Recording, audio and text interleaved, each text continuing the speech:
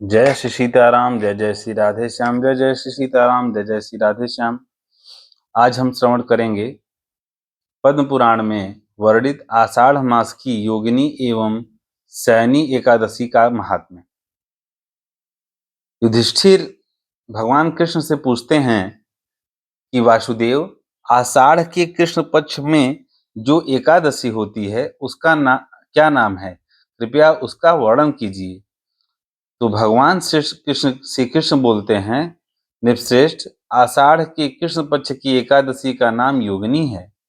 वह बड़े बड़े पातकों का नाश करने वाली है।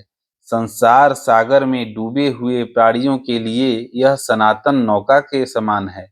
तीनों लोकों में यह सारभूत व्रत है। अलकापुरी में राजाधिराज कुबेर रहते हैं। वे सदा भगवान की भक्ति में तत्पर रहने वाले उनके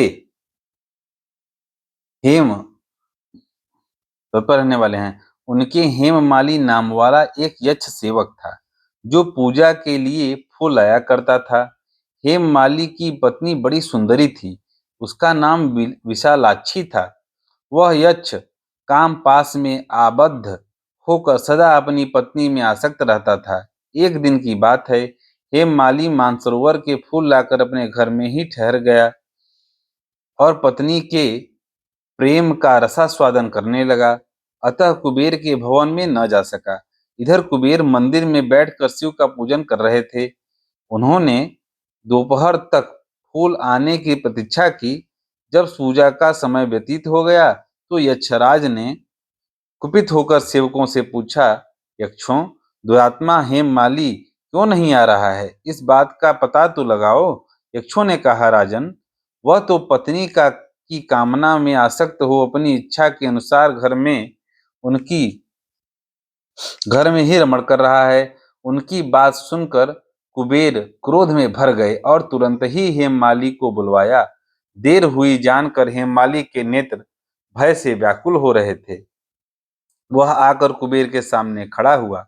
उसे देखकर कुबेर की आंखें क्रोध से लाल हो गईं। वे बोले, ओ पापी, ओ दुष्ट, ओ दुराचारी, तूने भगवान की अवहेलना की है। अतः कोढ़ से युक्त और अपनी उस प्रियतमा से वियुक्त होकर इस स्थान से भ्रष्ट होकर अन्यत्र चला जा। कुबेर के ऐसा कहने पर वह उस स्थान से नीचे गिर गया। उस समय उसके हृदय में महान दुख हो रहा था। कोढ़ों से सारा शरीर पीड़ित था, परंतु शिव पूजा के प्रभाव से उसकी स्मरण शक्ति लुप्त नहीं होती थी।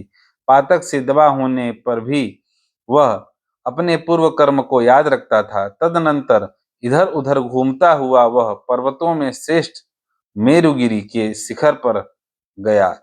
वहां उसे तपस्या के पुंज मुनिवर मार्कंडेय जी का दर्शन प्राप्त हुआ। पाप कर्मा यक्ष ने दूर से ही मुनि के चरणों में प्रणाम किया। मुनिवर मार्कंडेय ने उसे भय से कांपते देख परोपकार की इच्छा से निकट बुलाकर कहा, तुझे कोढ़ के रोग से ने कैसे दबा लिया? तू क्यों इतना अधिक निंदनीय जान पड़ता है? यक्ष बोला, मुने, मैं कुबेर का अनुचर हूँ। मेरा नाम हेममाली है। मैं प्रतिदिन मानसरोवर से फूल ले आकर शिव पूजा के समय कुबेर को दिया करता था। एक दिन पत्नी सहवास के सुख में फंस जाने के कारण मुझे समय का ज्ञान ही नहीं रहा। अतः राजाधिराज कुबेर ने कुपित होकर मुझे शाप दे दिया, जिससे मैं कोढ़ से आक्रांत होकर अपनी प्रियतमा से बिछुड़ गया।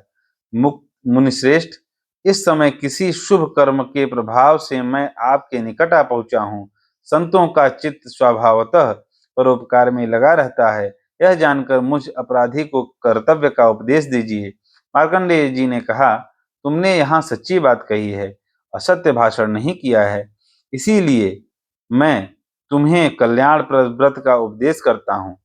तुम आषाढ़ के कृष्ण पक्ष में योगिनी एकादशी का व्रत करो। इस व्रत के पुण्य से तुम्हारी कोढ़ निश्चय ही दूर हो जाएगी। भगवान श्री कृष्ण कहते हैं, ऋषि के ये वचन सुनकर हेममाली दंड की भांति मुनि के चरणों में पड़ गया। मुनि ने उसे उठाया। इससे उसको बड़ा हर्ष हुआ। मार्कंडेय जी ने के उपदेश के से उसने योगिनी एकादशी का व्रत किया, जिससे उसके शरीर की कोढ़ दूर हो गई। मुनि के कथनानुसार उस उत्तम व्रत का अनुष्ठान करने पर वह पूर्ण सुखी हो गया। नृपश्रेष्ठ, वह यह योगिनी का व्रत ऐसा ही बताया गया है। जो 88,000 ब्राह्मणों को भोजन कराता है, उसके समान ही फल उस मनुष्य को भी मिलता है जो योगिनी एकादशी का व्रत करता है। योगिनी महान पापों को शांत करने वाली और महान पुण्य फल देने वाली है। इसके पढ़ने और सुनने से मनुष्य सब पापों से मुक्त हो जाता है। युधिष्ठिर ने पूछा, भगवान, आषाढ़ के शुक्ल पक्ष में कौन सी एकादशी होती है? उसका नाम और विधि क्या है? यह बताने की कृपा करें। भगवान श्री कृष्ण बोले, राजन, आषाढ़ शुक्ल पक्ष की एकादशी का नाम शयनी है। मैं उसका वर्णन करता हूँ। वह महान पुण्यमयी, स्वर्ग एवं मोक्ष प्रदान करने वाली, सब पापों को हरने वाली तथा उत्तम व्रत है। आषाढ़ शुक्ल पक्ष में शयनी एकादशी के दिन जिन्होंने कमल पुष्प से कमल लोचन भगवान विष्णु का पूजन तथा एकादशी का उत्तम व्रत किया है, उन्होंने तीनों लोकों तथा तीनों सनातन देवताओं का पूजन कर लिया। हर शयनी एकादशी के दिन मेरा एक स्वरूप राजा बलि के यहाँ रहता है और दूसरा क्षीर सागर में शेष नाग की शैया पर तब तक शयन करता है जब तक आगामी कार्तिक की एकादशी नहीं आ जाती। अतः आषाढ़ शुक्ला एकादशी से लेकर कार्तिक शुक्ला एकादशी तक मनुष्य को भली भांति धर्म का आचरण करना चाहिए। जो मनुष्य इस व्रत का अनुष्ठान करता है वह परम गति को प्राप्त होता है। इस कारण यत्न पूर्वक इस एकादशी का व्रत करना चाहिए। एकादशी की रात में जागरण करके शंख चक्र और गदा धारण करने वाले भगवान विष्णु की भक्ति पूर्वक पूजा करनी चाहिए। ऐसा करने वाले पुरुष के पुण्य की गणना करने में चतुर्मुख ब्रह्मा जी भी असमर्थ हैं। राजन, जो इस प्रकार भोग और मोक्ष प्रदान करने वाले सर्व पापहारी एकादशी के उत्तम व्रत का पालन करता है, वह जाति का चंडाल होने पर भी संसार में सदा मेरा प्रिय करने वाला है। जो मनुष्य दीपदान, पलाश के पत्ते पर भोजन और व्रत करते हुए चौमासा व्यतीत करता है, वे मेरे प्रिय हैं। चौमासे में भगवान विष्णु सोए रहते हैं, इसलिए मनुष्य को भूमि पर शयन करना चाहिए। सावन में साग, भादों में दही, क्वार में दूध और कार्तिक में दाल का त्याग कर देना चाहिए। अथवा जो चौमासे में ब्रह्मचर्य का पालन करता है वह परम गति को प्राप्त होता है।